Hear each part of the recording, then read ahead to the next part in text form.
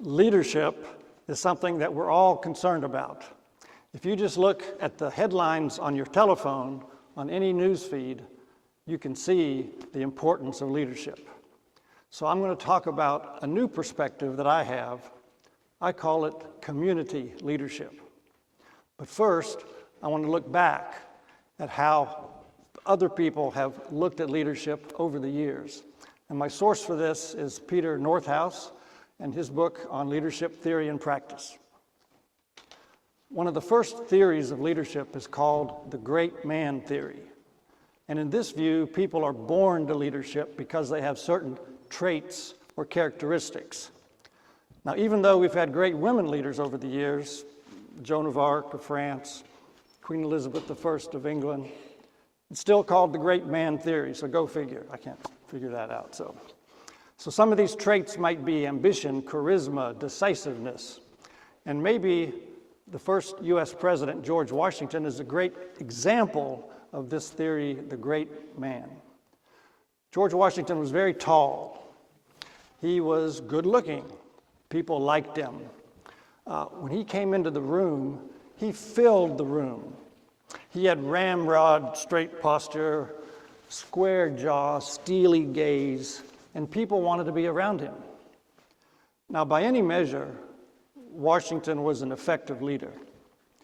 But this great man theory has been discredited, of course, because we know a lot of people who are good leaders that may not have these list of traits. In fact, we can just look at one of Washington's contemporaries, John Adams, and see someone who's almost the exact opposite of George Washington. Short, a little rotund, balding, and nobody liked him. In fact, the Smithsonian Institute says that Adams was the most disliked president of them all. In fact, when Adams walked into the room, people probably said, "Oh no, there's John, let's get out of here," and they'd go away. But he was successful, he was effective. Maybe it was because of his stubbornness that the Declaration of Independence was ever passed, and then I guess you could say that the rest is history. Another theory looks at position, and so it's called the positional theory. And the assumption is that people move into a position because they have experience or they have qualifications, and that with this position, they are a leader. And so the leadership comes with the position. So someone might have a title like vice president or director or supervisor or CEO, and their name's on the door. Maybe they have a name tag, a badge. And the idea is that because of the position, they are a leader. But we all know that makes no sense, right? All of us have probably observed, maybe worked for a leader in a position who was terrible, right? Do I see a show of hands? Okay, no names over here, no names. Well, another theory of leadership looks at skills and behaviors. And the idea is that if we embrace these skills and behaviors, then we can become a leader, a better leader. And problem solving is often mentioned as one of these important skills. If we can solve problems, fix things, make things happen, then we can be a good leader. Lists are common in this view. Stephen Covey had 7 habits. Kouzos and Posner had 5 practices. So this is common in this theory. Today, leadership theory focuses on the quality of the relationship between the leader and the follower. Leaders aren't expected to bark orders and give instructions anymore. The importance now is establishing trust, an environment where people feel safe and have confidence in the leader. Sometimes this is called servant leadership.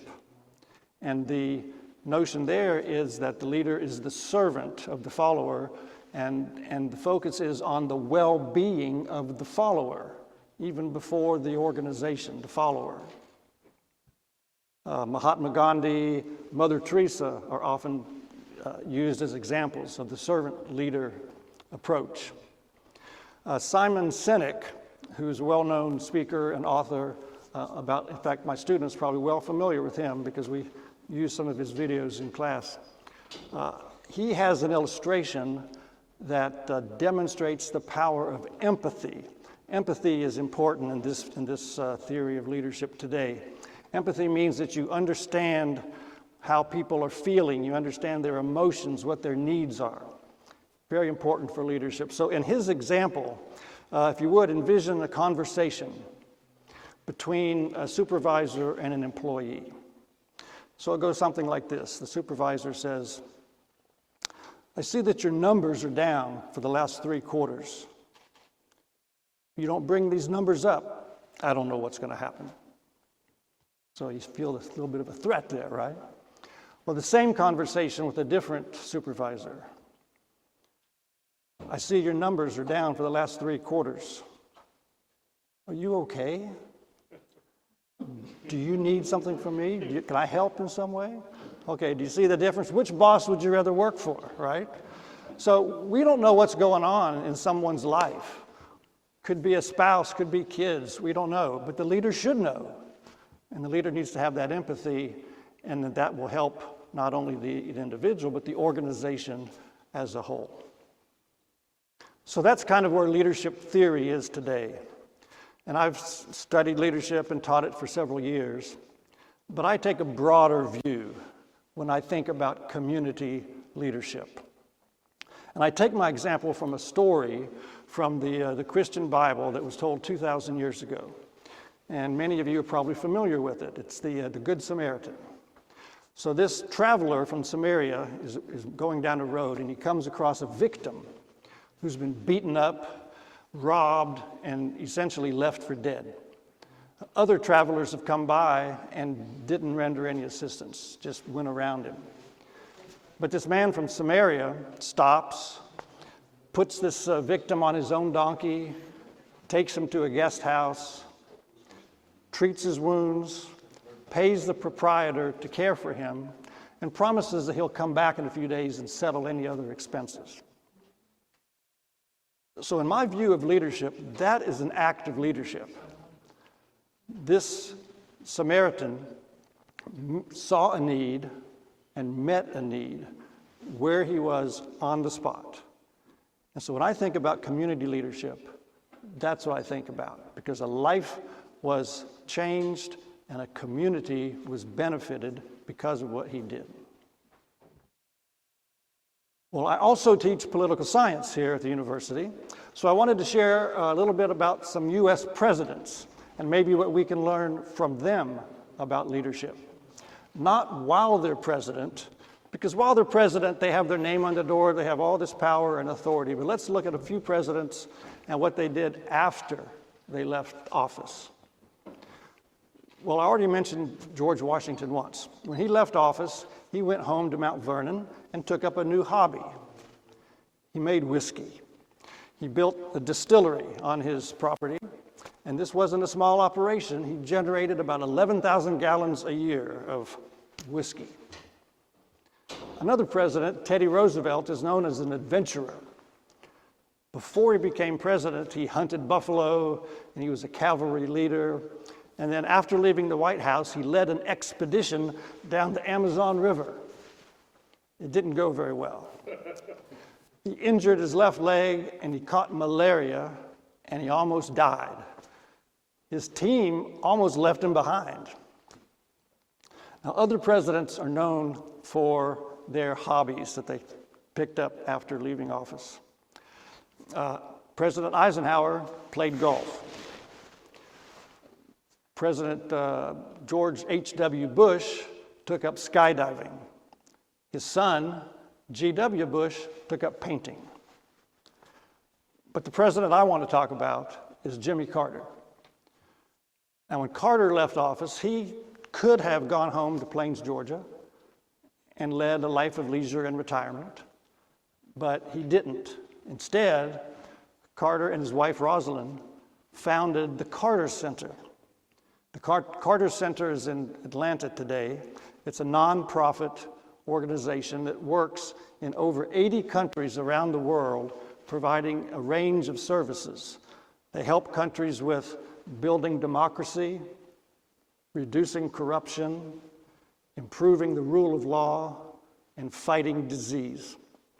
In fact, according to their website, they're just about to eradicate a disease, the guinea worm disease. Anybody heard of the guinea worm disease? Yeah. A couple, good, very good. Before they started this project, there were about 3.5 million cases a year. And I'm not going to tell you about the symptoms and the complications because that's pretty gruesome. But today, according to their website, there are only 15 cases left of that disease. And their goal is to bring it down to 0 by 2030, and I think they're going to do it. So the world is definitely a better place because of President Carter and the Carter Center. So what about us? What's our opportunity to affect communities? Simon Sinek, again, says leadership is a choice. So what choices can we make? Who's going to coach the youth sports team? Who's going to read to young people in the after-school program? Who's going to mentor young people who have lost a parent? Who's going to help out in hospitals or homeless centers? Or who's going to help out with a summer camp for youth like we have here? Well, I submit that all of this is leadership, that communities desperately need people to step up and lead and meet these needs. But the beauty is, we don't have to be a great man to do it. We don't have to have a position or even a name tag.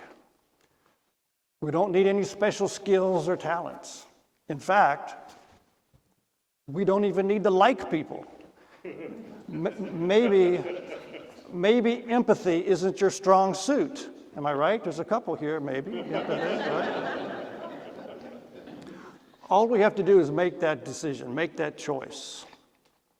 So I'm not offering a new theory of leadership.